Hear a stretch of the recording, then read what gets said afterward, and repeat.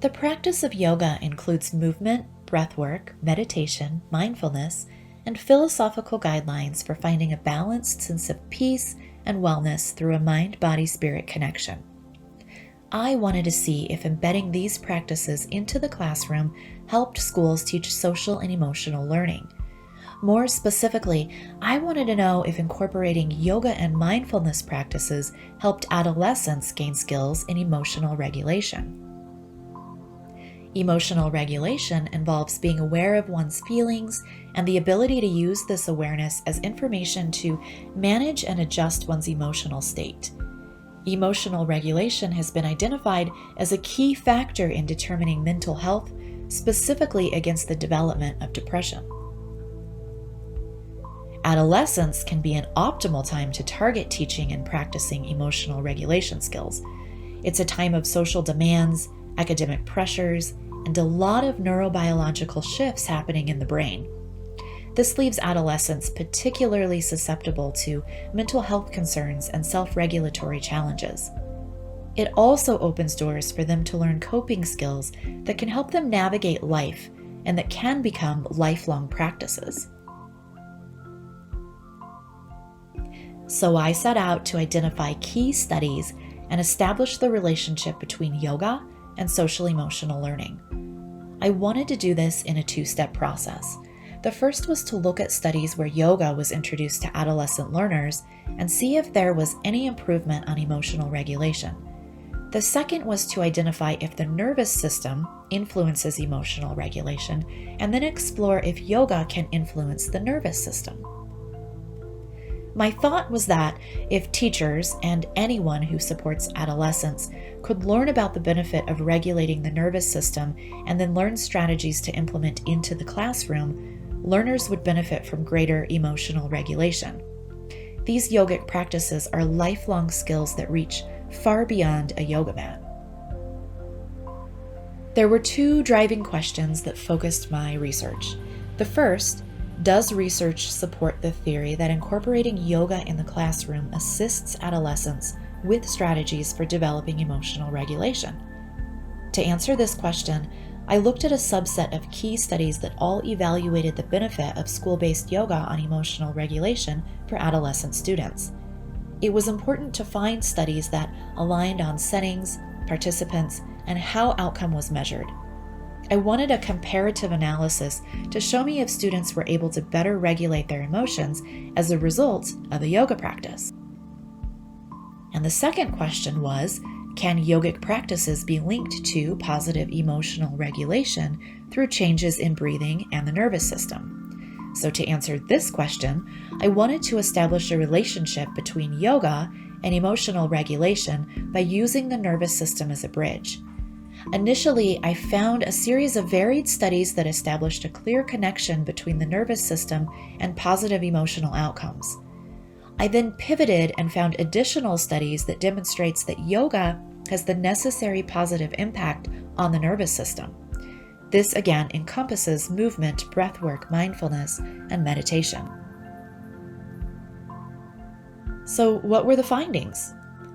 There is substantial evidence that school-based yoga programs are effective in helping teens learn emotional regulation. I analyzed 7 empirical studies that all looked at teens' changes in a variety of aspects of emotional regulation. While there was some variation in specific emotional characteristics being measured from study to study, the overlap is significant enough that we can compare them and pull them together to draw on conclusions of efficacy. Across all 7 studies, anger reduction was the most common improvement, followed by decreased fatigue and a reduction in depression and sadness. When comparing yoga students to the control group, the overwhelming majority of benefits were found in students who engaged in yoga. And then shifting gears into the science behind the nervous system, I found evidence that in many cases, emotional regulation is the result of changes to the nervous system. I wanted to understand how yoga influences emotional regulation. The studies that I found show that Yoga lowers levels of cortisol. This is the primary stress hormone, putting the body into the parasympathetic nervous system, fighting against depression, stress, and anxiety. When our cortisol levels are high, our body goes into fight or flight mode, controlled by our sympathetic nervous system, leaving us with only our most primitive and basic instincts to respond to our world. So when you put these two bodies of evidence together, we realize that yoga impacts the same nervous system changes that lead to positive emotional regulation. As this project reviews others' research, I did have limitations in how other researchers chose to label emotions, as well as evaluate their outcomes. I was limited in finding studies that approached yoga in the same way that I would, and was not able to find studies that looked specifically at yoga in middle and high school academic classrooms.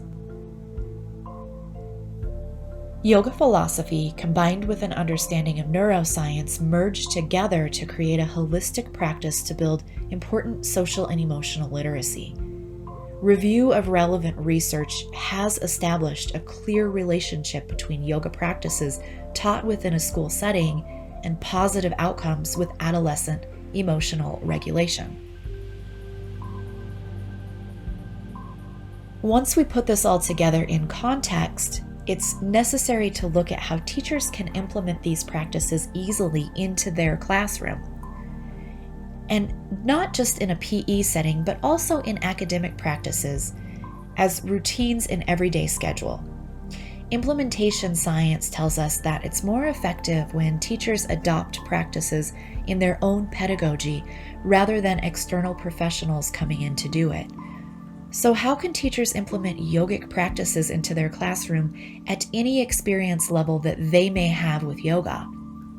I put together a website for teachers, administrators, and school counselors who are looking for quick ways to embed practices into their curriculum. That resource will be available at the end of this presentation. This is only the beginning for me. This project sparked my curiosity about how yoga can look in an academic setting, a 9th grade science class, a 7th grade language arts. Social and emotional learning happens within the cultural framework of an environment. These are principles that can be embedded into routines that start from the moment a learner walks into the building. Additionally, I want to dive deeper into understanding if yoga can be presented in a way that better engages adolescent males. And then, how might this fit into the justice system for anger management?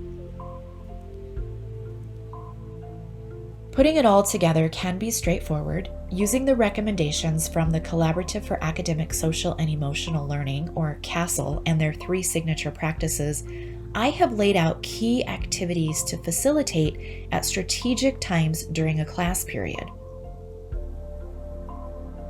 To learn more about this project and how you can start to implement simple but powerful strategies into your classroom today, visit https://peace4schools, that's PEACE, the number 4 schools.godaddyscites.com.